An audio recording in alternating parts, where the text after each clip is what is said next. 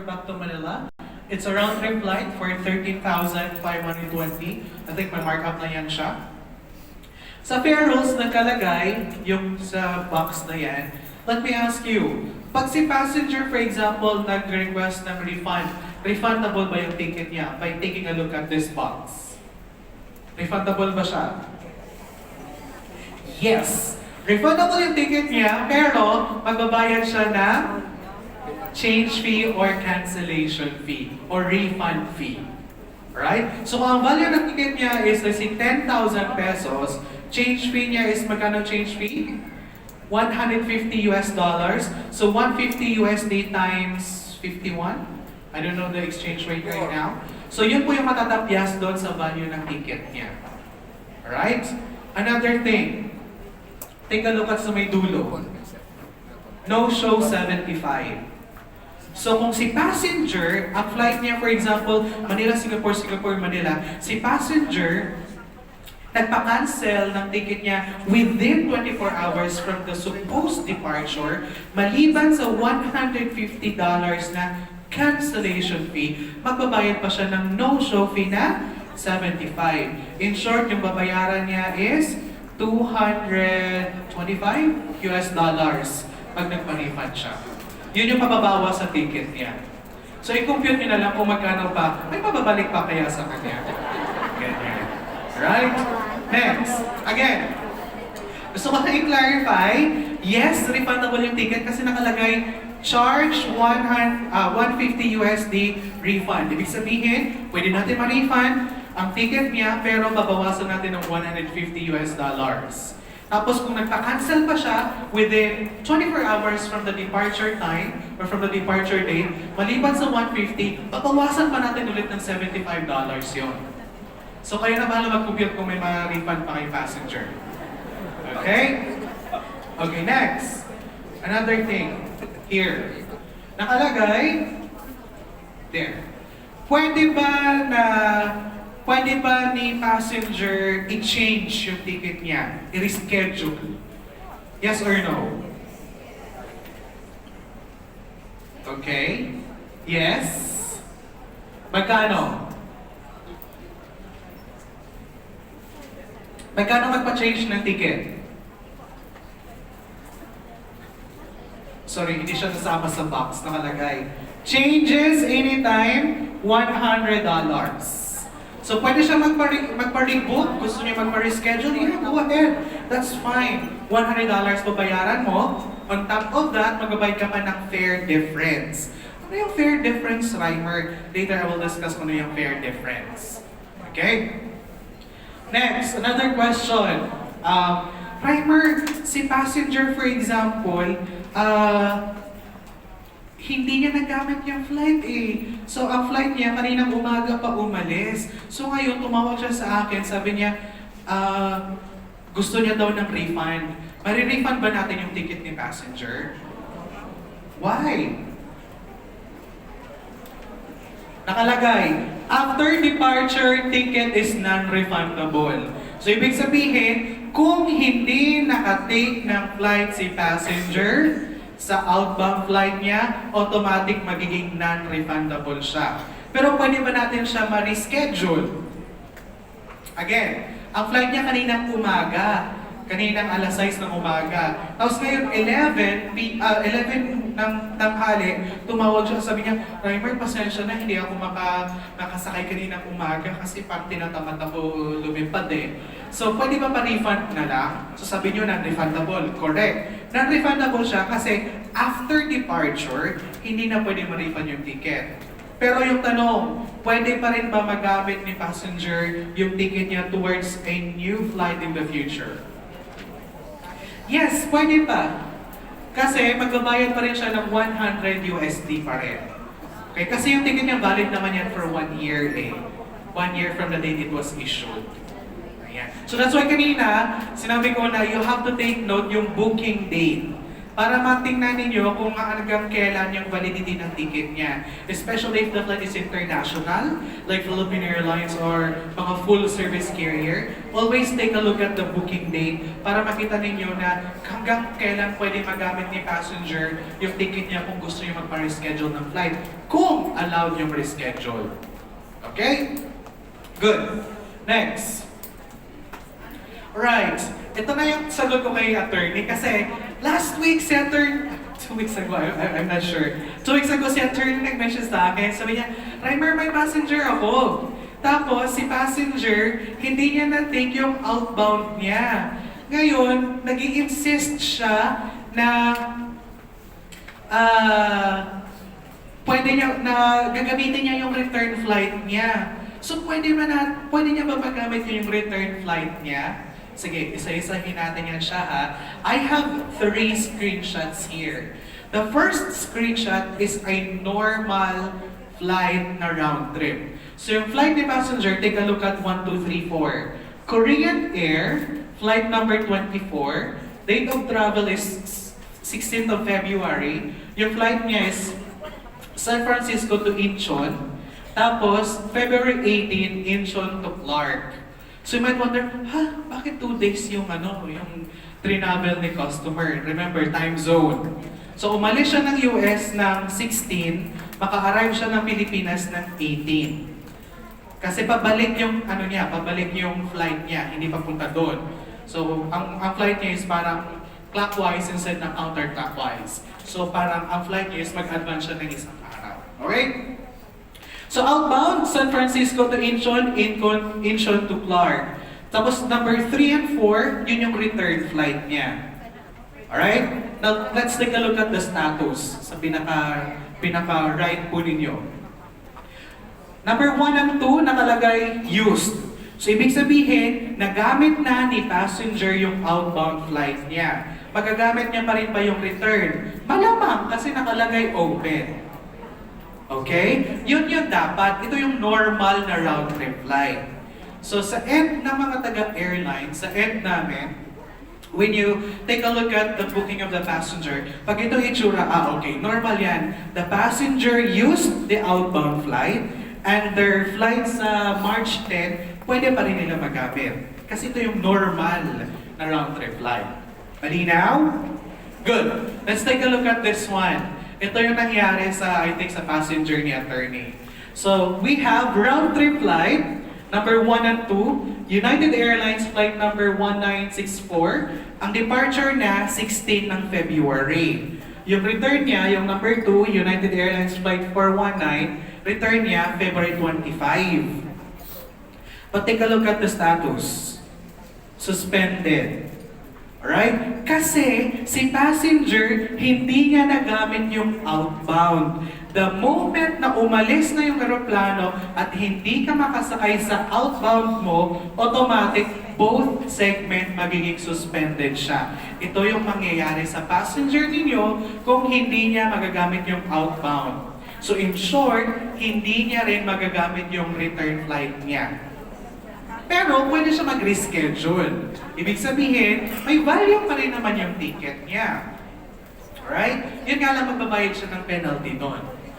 Malinaw po ba?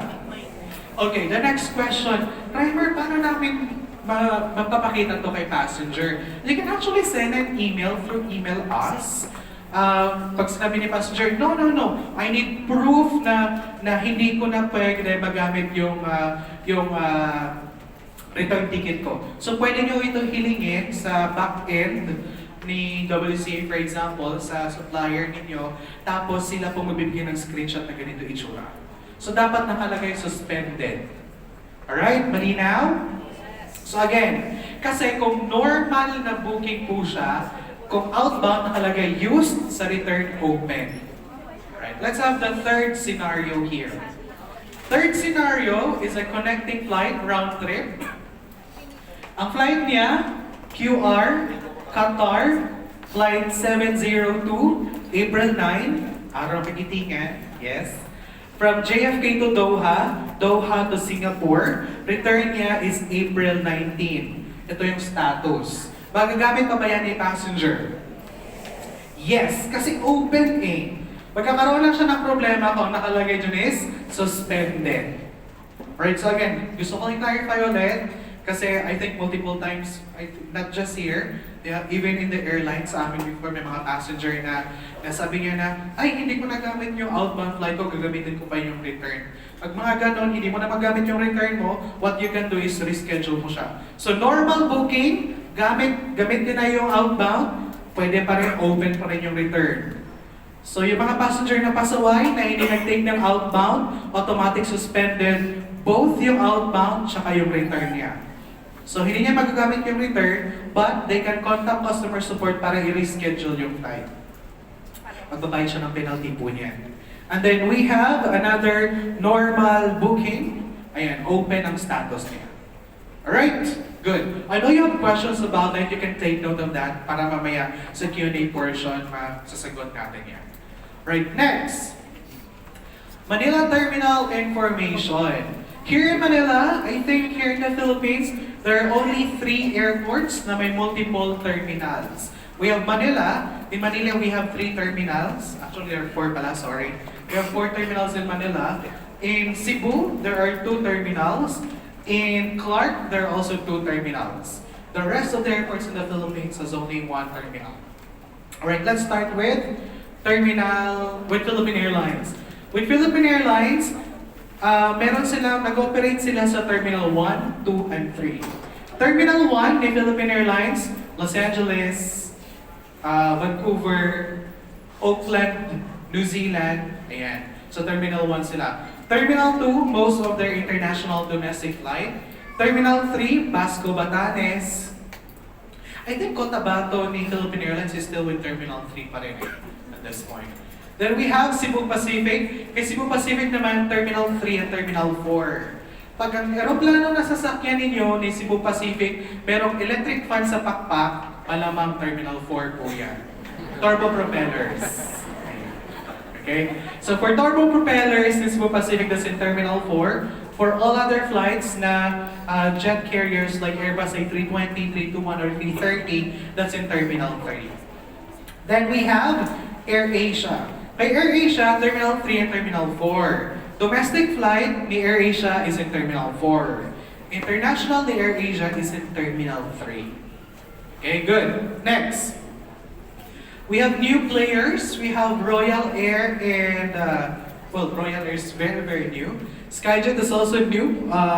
Technically, they are new air carriers then. They operate in Terminal 4. Now, also, there are instances na nag-book tayo ng Royal Air. Tapos, pag-book mo ng Royal Air, si passenger, tumawag siya, "Ma'am, na-cancel po yung flight namin." Usually, normal lang siya at this point si Royal Air na mag-cancel ng flight nila kasi again, as what I mentioned, they are new players.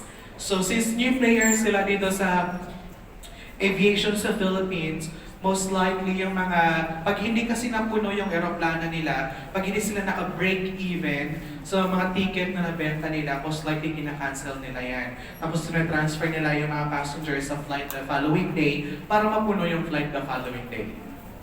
Kasi again, konti pa lang naman yung yung operations. But Royal Air offers,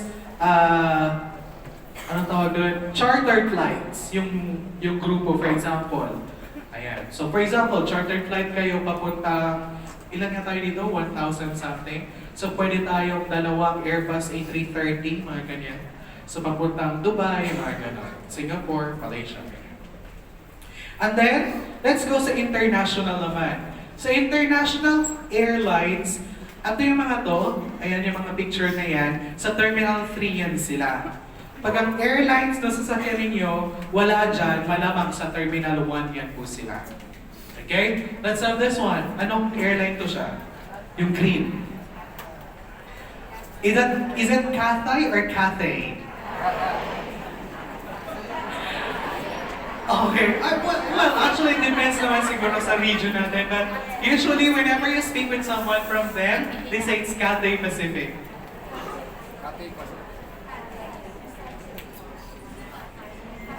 Yeah, Cathay Pacific. What about this one? Yung pangalawa, yung blue one. This one. Yeah, I know, it's ANA, but... ANA is All Nippon Airlines. Yeah. They're from Japan. Okay? Then we have this one. The Golden Phoenix. Singapore. Singapore Airlines, yung number 3 sa Terminal 3 din po yan sila. Next, yung pang-apat. Anong airline yan siya? Emirates. Emirates, that they also operate in Terminal 3. Then we have this one, yung parang goat. It's Ibex actually. Is it Ibex or Oryx? Oryx, yeah. Anong airline ito? Yung pang-lima? Qatar, very good. This is their national animal, I guess. Then we have this one, yung pang-anim. Yung may globo. United Airlines. Bakit globo yung just a quick history lang. Bakit globo yung logo ni United Airlines? Ang original na logo ni United Airlines is UA. UA talaga yun siya. Nung na-acquire ni UA si Continental Airlines, one of the largest airlines in the US then in 2007 and 2008, pinalitan nila yung UA na logo, kinopya nila yung Continental. So that's why yung logo nila. Then we have this one, KLM. KLM also operates in Terminal 3. Si KLM from what country siya galing? UK. Malaysia, no. Malapit-lapit. KLM, Malaysia, kasi parang Kuala Lumpur, gano'n. No. KLM from the Netherlands. Ayan. KLM in English is Royal Dutch Airlines. In Dutch, it's Koninklijke Luchtvaartmaatschappij. So, KLM. So, practice nyo yan ha. Dapat marunong mag-Dutch, gano'n. Pasikat kay passenger. Ma'am, yung flight ninyo, ma'am, sa Amsterdam, yung sasakyan po ninyo, Koninklijke Luchtvaartmaatschappij. Ayun. Alright? Good. Next, we have Delta. Saan si Delta? US, of course. Then this one, parang magkapareho sila sa dulo, no? Pero magkalayo po silang bansa.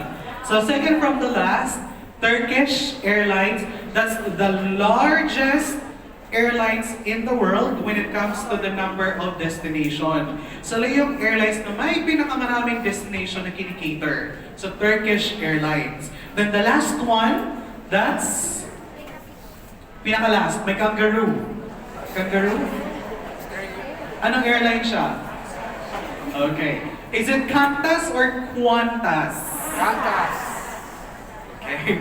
The right way to say it is Qantas kasi ibig sabihin ng Qantas is Queensland and Northern Territory Air Services.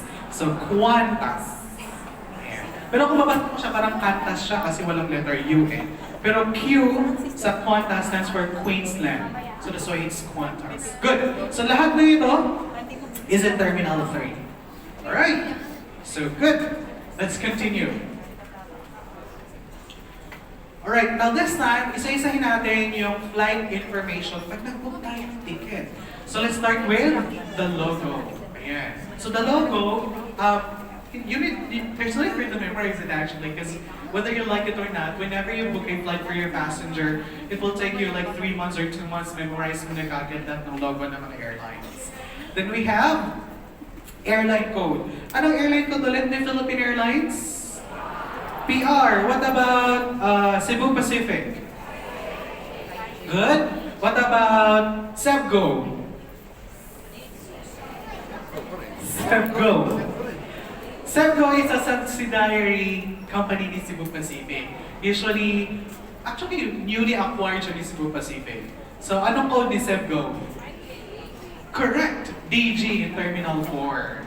Right. What about AirAsia? Z2. Alright. Now, the reason why bakit Z2 yung code ni AirAsia, kasi may history din yan siya. Yung code talaga ni Philippine AirAsia is PQ. Papa Quebec. Ayan.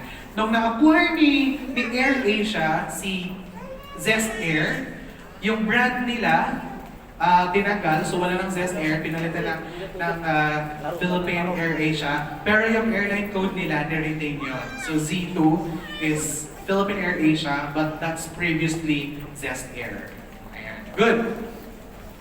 Can you tell me anong dating pangalan ni Sevgo? Correct. Sevgo was previously known as Tiger Air Philippines.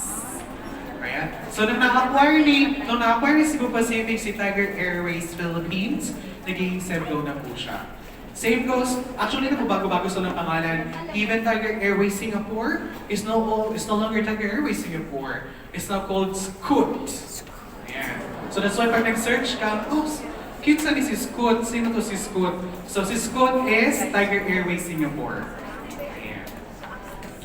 Okay, next, we have designated flight number. Ayan. So flight number niya is SQ915 there. So 915 is a designated flight number. Then we have the booking code. Then we have the fare basis. So ano yung booking code? Again, i-discuss ko yan siya mamaya. So ano yung fare basis? Yung fare basis, ito yung code na makikita mo pag nag-search ka ng flight. Ito yung basihan ng price niya. Alright? So for example, let's have this booking code. N15PH0. I'm sorry, PHO. So ano ibig sabihin yan?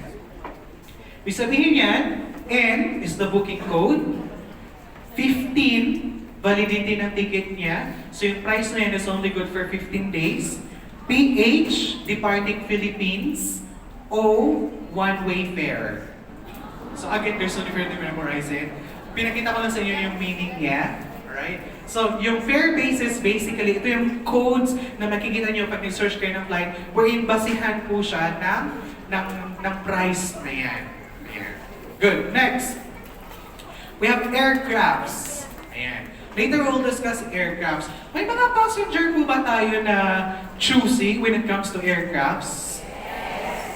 Choosy when it comes sa mga sasakyan nilang aeroplano, ayokong sumakay sa ganyang aeroplano kasi maalog ata yan siya, mga ganon. Ayaw nila sumakay sa mga turbo propellers, yung mga aeroplano may electric fan sa pakpak kasi maalog naman talaga siya. Ayun. Now just to give you a heads up, the reason why most of the passengers actually don't want to take the turbo propellers aircraft, like the ATRs, like the Q400, the Philippine Airlines, yung may mga electric fans sa backpack. Kasi, I think the most that they can climb is around 21 to 25,000 feet lang. So, hindi siya, when it comes to turbulence, parang hindi siya kumaga rampant siya sa turbulence when it comes to that. And you know what? Pag may turbulence sa mga ATR, tsaka mga Q400, talagang ramdam mo yung turbulence hanggang buto, mga ganyan.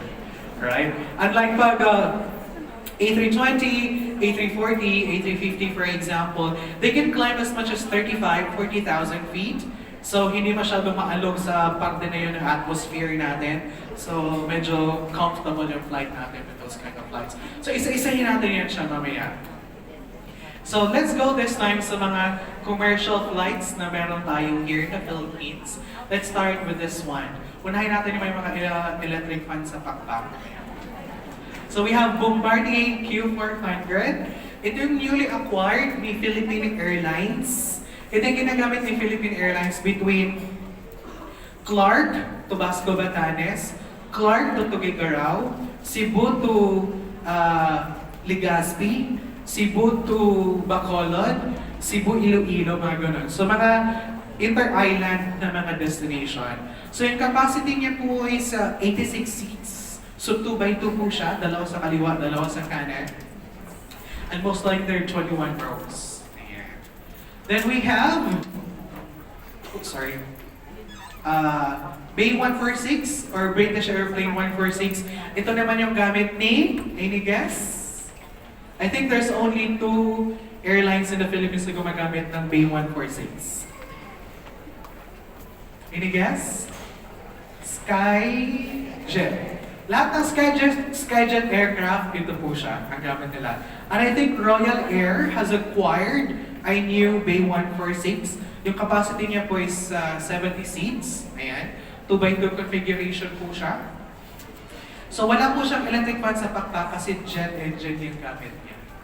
Okay. Right. Good. Next. I'm pretty sure lahat kayo nakasakay na dito sa next line natin. There. Except sa pinakataas.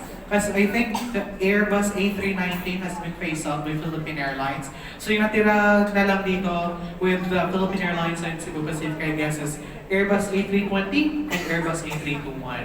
So Airbus A320, 180 seats kay Cebu Pacific. Yung Airbus A321neo, which is an Airbus A320 na pinahaba lang, its capacity is 192 seats. So 32 rows po siya, 3x3. Tatlo sa kaliwa, tatlo sa kanan. Now here's my question. Ang sasakyan ng aeroplano is Airbus A320, not the Neo na Airbus A320. The Airbus A320 lang, na unang Airbus A320. Yung capacity noon is 180 seats. 180 seats, 3 sa kaliwa, 3 sa kanan. Pero, kung i-divide mo, 180 divide by 6 kasi 3 by 3, 6. Dapat 30 rows lang siya, di ba? Pero bakit pag sumakay ka ng Cebu Pacific, yung pinakadulo na row is row number 31? Why do you think? Kasi walang row number 13 si Cebu Pacific. So that's why, pag sumakay ka ng Cebu Pacific, pag tingin mo sa boarding pass mo, tapos pagpasok mo sa aeroplano, nakalagay row 1, 2, 3, 4, 5, 6, 7, 8, 9, 10, 11, 12, tapos 14 siya agad. So wala siyang row number 13. Malas daw po kasi. Okay, next. We have Airbus A321neo. Yung capacity niya po is 240 seats. 40 rows po siya. 3x3 din siya, tatlo sa kaliwa, tatlo sa kanan. But, Heimer, ano yung difference between Airbus A320 at saka Airbus A321? Gusto ko talaga malaman na pagkakaiba nila. Take a look at the exit row. Yung exit row ni Airbus A320, magkadikit sa may pakpak. Yung exit row ni Airbus A321 is magkahiwalay sila. See that? So Airbus A320 yung exit row niya, dalawa, magkadikit sa pakpak. Airbus A321, dalawa rin, pero magkahiwalay yung exit row niya. Isa dito sa kabila. See? Ayan. Alright? Good. Next, let's go to other international carriers that we have here in Manila, as well as in Cebu and Davao. So we have Airbus A330. Ito yung ginagamit ni Philippine Airlines from Manila papuntang Auckland, New Zealand. So configuration niya is 3x3x3, pero may configuration sila na 2x4x3. I'm sorry, 2x4x2.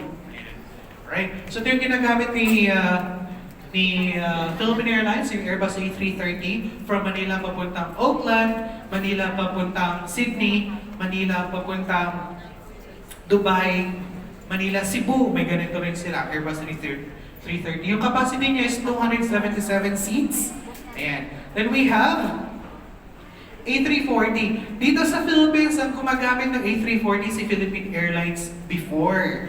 Pero last 2018 ata, it was 2018 na nag-stop sila ng Airbus A340. Bakit? Kasi yung Airbus A340, magastos po siya sa gas. Kasi 4 po yung engines niya. 2 sa kaliwa, 2 sa kanan. So, hindi siya ganun ka cost efficient. Then we have Airbus A350. Ito yung gamit ngayon ni Philippine Airlines. Pinakabago. Manila to New York. Itong gamit niya. Airbus A350. Capacity is 348 seats. So configuration is 3x4x3. Ayan. Most of your passengers, I think, would really like to take this flight. Lalo pag international flights. Then we have other commercial flights. Let's go naman with Boeing. We have Boeing 737. Si Boeing 737 parang competitor siya. Direct competition sila ni Airbus A320. Then we have 787 and Boeing 777. Yeah. Philippine Airlines has a Boeing 787. Ito yung ginagamit ni Philippine Airlines between Manila to Vancouver at Manila to Honolulu. Then we have the giants, I guess. Yeah. These are the giants.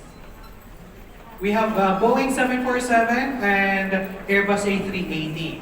So both of the airlines or both of the carriers, meron silang second floor. Pero yung second floor ni Boeing 747 hanggang uluhan lang. Ayan. Sa kay Airbus A380 naman, yung second floor niya is mula dito sa ulo hanggang doon sa tail. So yung capacity ni Boeing 747 is 467 seats. Kay Airbus A330 is 868 seats. So I think kasya tayo doon lahat. Pero walang bagahe ha, carry on lang lahat. Ganyan. Okay, good. Next. What if Reimer may passion?